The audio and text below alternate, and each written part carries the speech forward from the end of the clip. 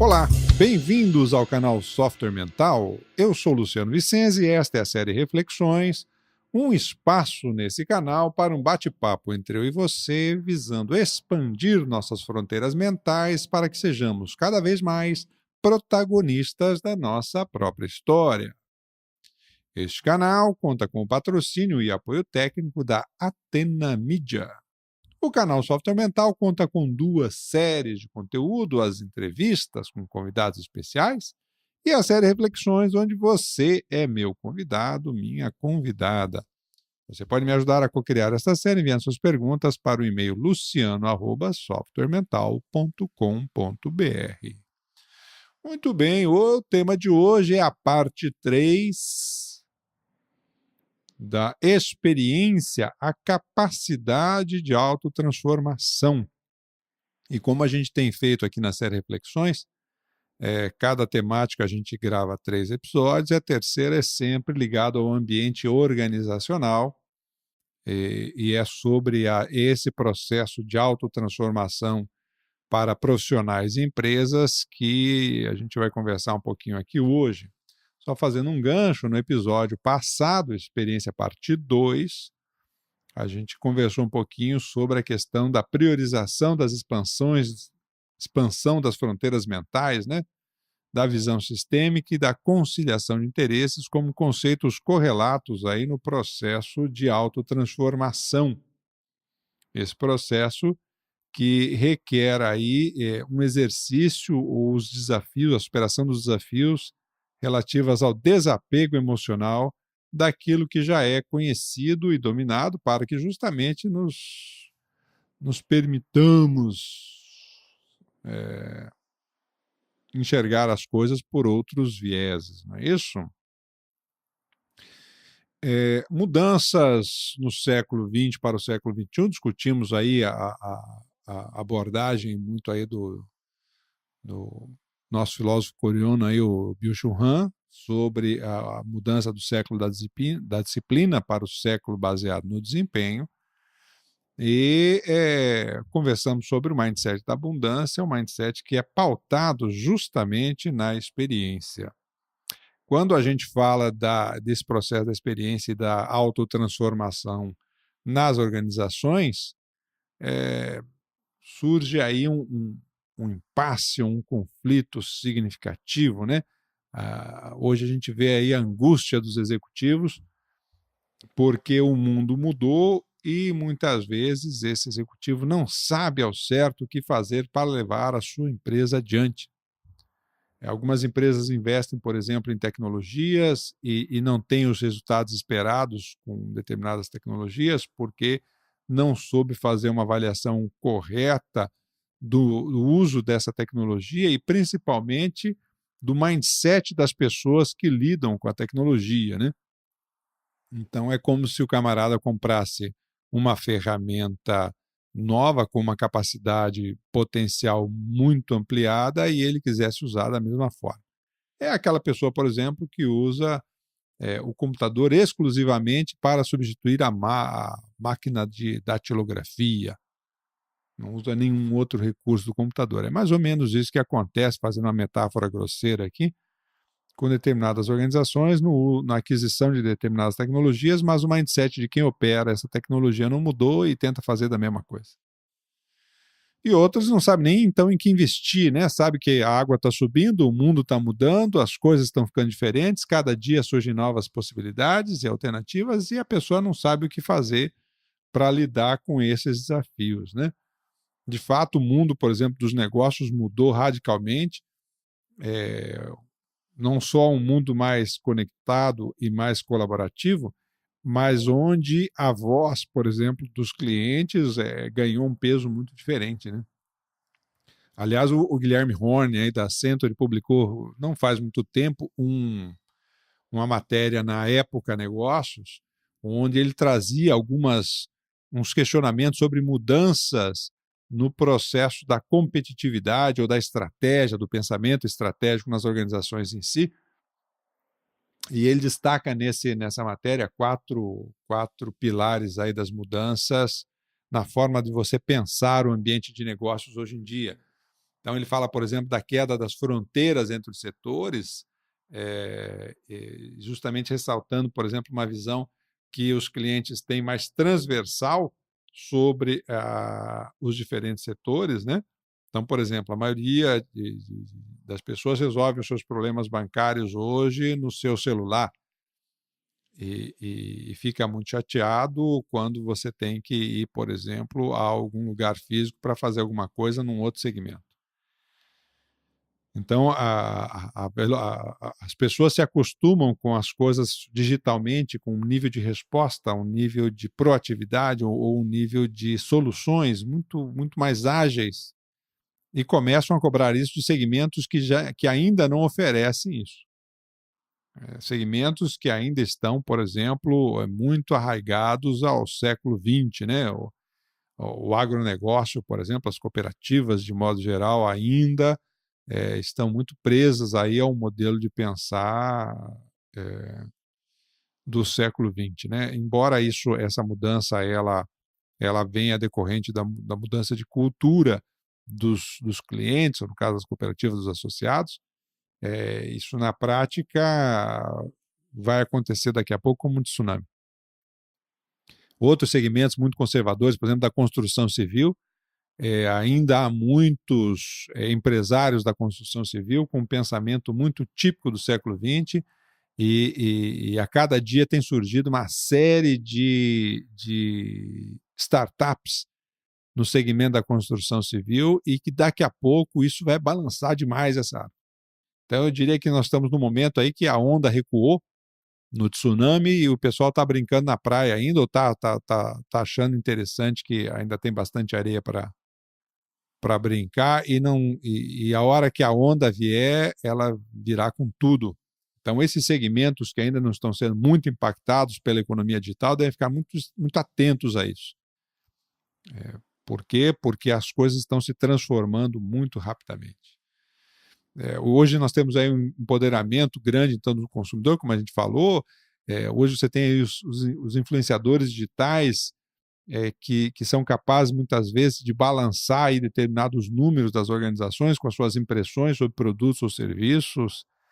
As pessoas comentam muito mais nas redes sociais, se apoderam muito mais das marcas, né, que começam a pertencer, às vezes, mais ao próprio cliente do que a empresa em si, né? Hoje a gente vê, por exemplo, um negócio que no século passado não se via, a competição entre empresas de diferentes tamanhos. Tamanho já não é mais poder, não necessariamente.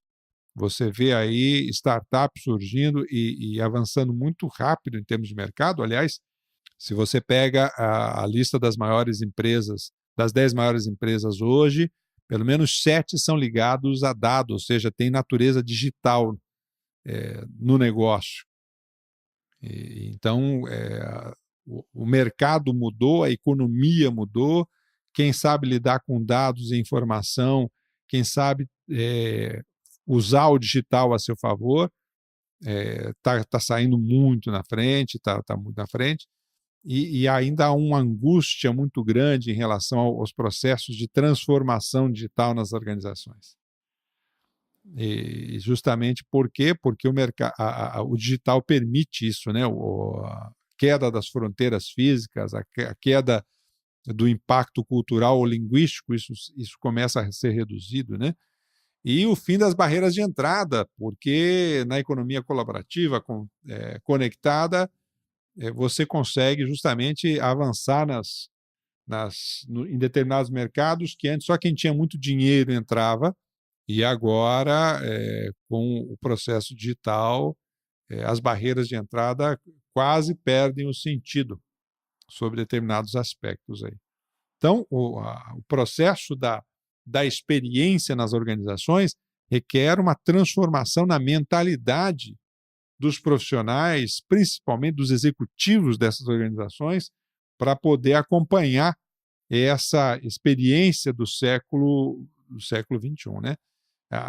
Quando a experiência não é traduzida nesse processo de autotransformação na mentalidade dos executivos, acontece o que a gente chama de desconexão da empresa com o mercado. Essa desconexão, por exemplo, aparece quando surge uma pequena startup ou uma tecnologia, e essa tecnologia muitas vezes ela não é perceptível num primeiro momento, mas ela traz um conceito novo e um conceito que torna a vida das pessoas mais fáceis, mais ágeis, mais seguras, mais confortáveis, mais convenientes, e a grande empresa às vezes não percebe essa condição, não tem um radar, uma inteligência estratégica para fazer um monitoramento mais efetivo disso, e é pega de surpresa, como por exemplo, como aconteceu com a indústria dos DVDs, por exemplo, e por aí vai. Um problema de avaliação, às vezes, há uma tendência grande a generalizar, e isso é uma tendência humana, né? Normalmente a gente generaliza para achar que já entendeu um determinado conceito com poucas informações, porque isso aplaca a nossa ansiedade. E, na verdade, não é bem assim, o buraco é mais embaixo. A gente deveria trabalhar mais com síntese de informações, e é isso que faz as empresas que estão trabalhando mais com Big Data, do que com a generalização superficial e às vezes, inadequada, então, para a avaliação de um determinado cenário. A questão do risco, né, a certeza versus a incerteza, cada vez mais as empresas precisam trabalhar com a incerteza, precisam trabalhar mais com o risco, precisam dessa ousadia dos seus executivos, e essa dificuldade de trabalhar com a incerteza muitas vezes torna o tempo de decisão longo demais, as mudanças acontecem num ritmo muito lento, e isso acaba por não permitir com que a empresa se mantenha competitiva, as suas margens começam a cair, né? Outro problema muito crítico ainda dessa estrutura lá da administração clássica, começo do século passado, que era a estrutura mais verticalizada, né? Aqueles organogramas de caixinha. É impressionante que tem muita empresa que ainda usa hoje organograma de caixinha, bem verticalizado para colocar suas instâncias de poder aí, e isso cria uma mentalidade de departamentalização, quando o que a gente precisa é divisão sistêmica, quando que, na verdade, a gente precisa se focar nas conexões entre áreas, para que as coisas funcionem de uma maneira mais sinérgica, né? O processo das métricas precisam de maior objetividade, a gestão precisa ser mais por indicadores do que controle de processo. Eu preciso ter uma flexibilidade maior para a minha equipe funcionar. Os fatores que motivam hoje já não são os mesmos de antigamente. Hoje as pessoas precisam de mais autonomia para poder funcionar e fazer o seu trabalho, precisam de mais percepção de eficiência naquilo que fazem, precisam de perceber que estão conseguindo fazer o seu trabalho de uma forma melhor,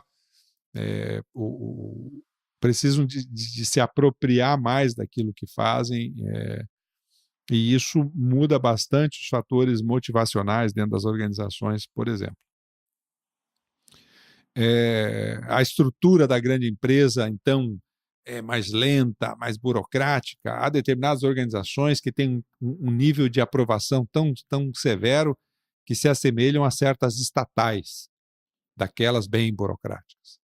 E, na verdade, grandes empresas hoje, antenadas ao processo de transformação ou de autotransformação, começam a trabalhar mais a estrutura de startup, ou criar os squads, os pequenos grupos, os pequenos times alinhados por produtos ou por serviços, de forma mais integrada e mais multidisciplinar, justamente para dar fluidez às coisas dentro da organização. E aí você vê justamente aquelas empresas que conseguem se adaptar ao processo de mudança. Pega aí uma Hering, por exemplo, centenária, Bayer, todas elas acima de 100 anos de mercado, ou seja, o mercado mudou muito nos últimos 100 anos. E essas empresas conseguiram se autotransformar, modificar o seu sistema de trabalho. Magazine Luiza, aí, por exemplo, em termos de transformação digital, é um exemplo muito bacana da gente seguir aqui no Brasil. E versus as empresas que estão ainda desconectadas, e muitas delas se desconectaram de tal forma que morreram. Varig, Mesbla, Kodak, que é o case que todo mundo gosta de falar aí, que é mais batido que bicho. Então, o que manda aqui é o seguinte: se a mente das pessoas não se transforma dentro da organização com a experiência, e a experiência é justamente isso, essa capacidade de autotransformação, elas começam a entrar numa rotina robotizante. E a insistência é muito grande de se manter um modus operandi que já não corresponde a essas mudanças aceleradas do século XXI. Tem um trabalho bastante interessante do Robert Keegan e da Lisa Lahey, são pesquisadores de educação e liderança aí da Harvard University, publicaram um livro que eu recomendo aqui a vocês, que é o Imunidade à Mudança. E nesse livro eles trazem aí uma avaliação sobre o desenvolvimento da complexidade mental, né? Não sei se vocês sabem, até o final do século passado, década de 90, por aí, acreditava-se que a complexidade mental de uma pessoa se modificava junto com a sua estrutura de maturidade física. Então, por exemplo,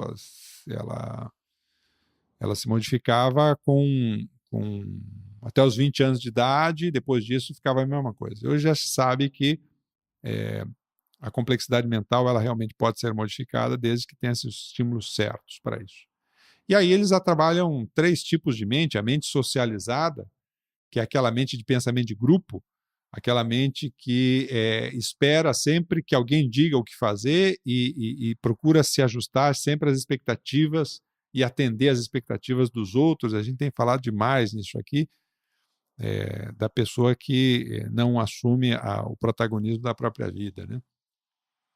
A mente autoral, que é aquela que já assume, então, um pouco mais a sua autonomia, confia nas próprias regras, mas ela tem um nível de aproveitamento das experiências baixas, porque tem um filtro seletivo na sua absorção de informações, quando essas informações não batem com o seu modelo.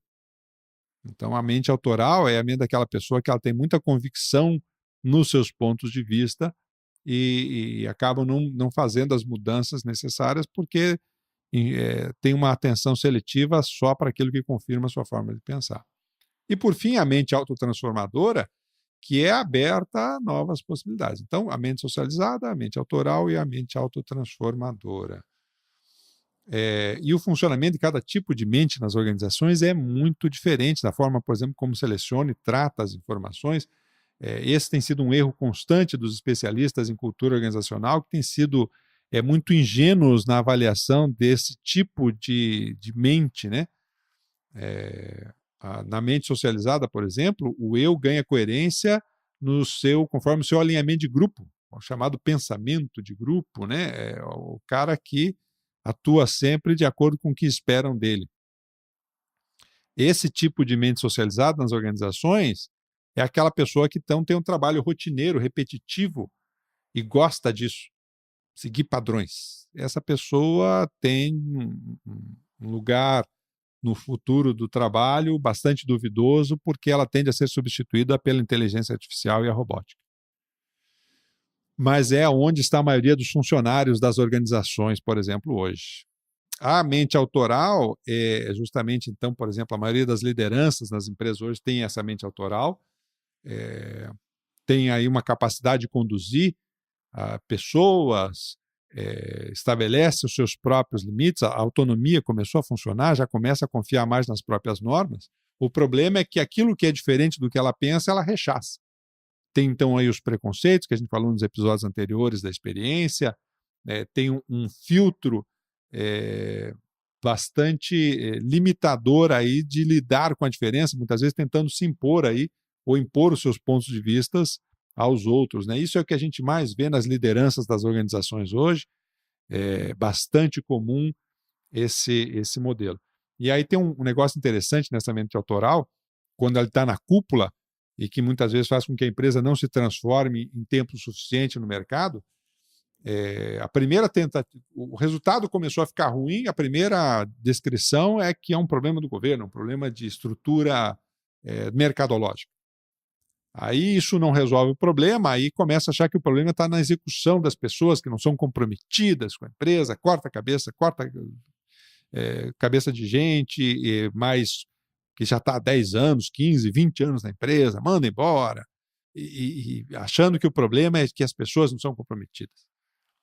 Até que, se conseguir passar para a transformação disso, vai enxergar que, na verdade, o problema está na forma de pensar da cúpula.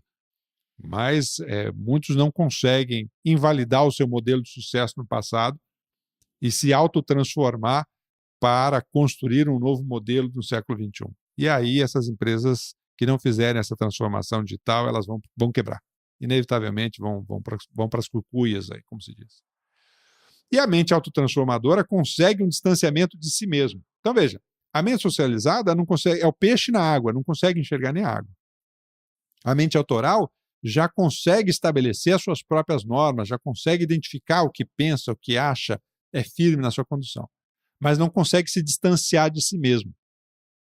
E a mente autotransformadora é aquele indivíduo que sabe que a sua visão hoje ela é parcial, ela é uma leitura, uma interpretação dessa realidade.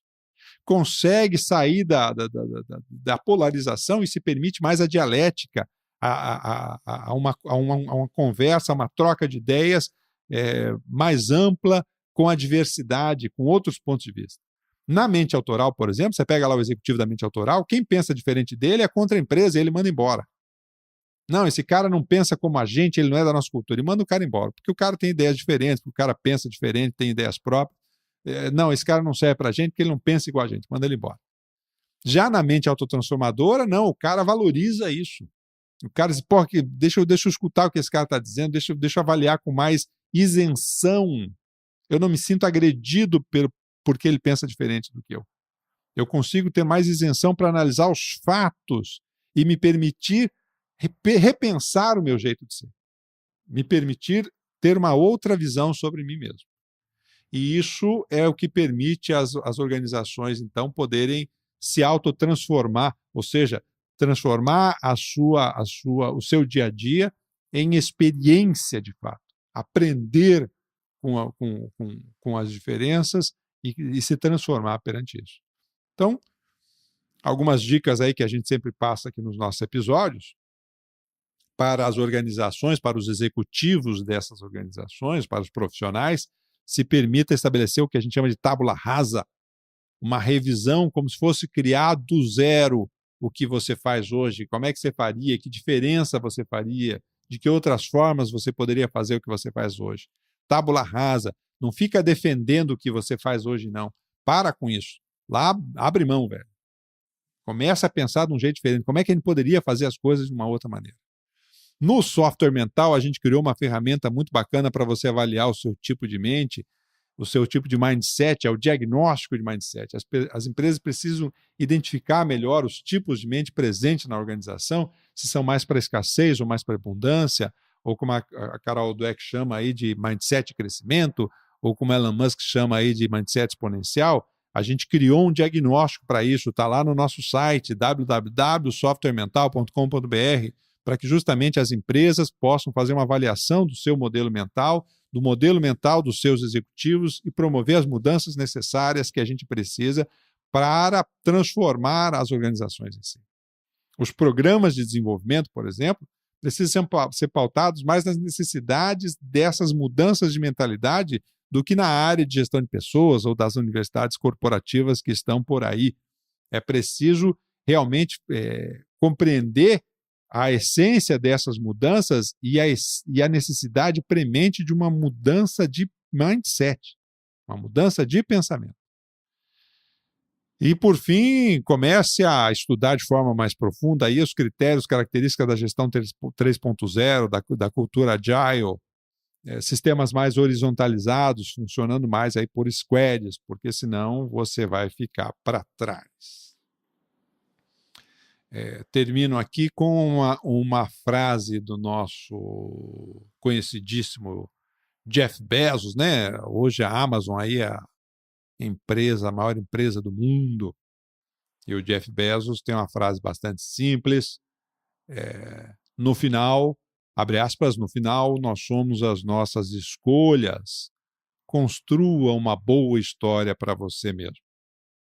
Isso está na sua mão. Converta a sua experiência, as suas vivências em experiência, ou seja, autotransforme-se, transforme a sua forma de ser. Tá bem? Com esse episódio, então, terminamos a série do tema experiência, da competência socioemocional da experiência, e partimos no próximo episódio da série Reflexões para o tema da criatividade. Muito bem, pessoal, estamos chegando então ao final de mais um episódio do nosso podcast da série Reflexões. Por que tratamos desses temas aqui no canal Software Mental? Porque confiamos que o mundo é um cenário de oportunidades para quem expande as suas fronteiras mentais e você merece aproveitar essas oportunidades.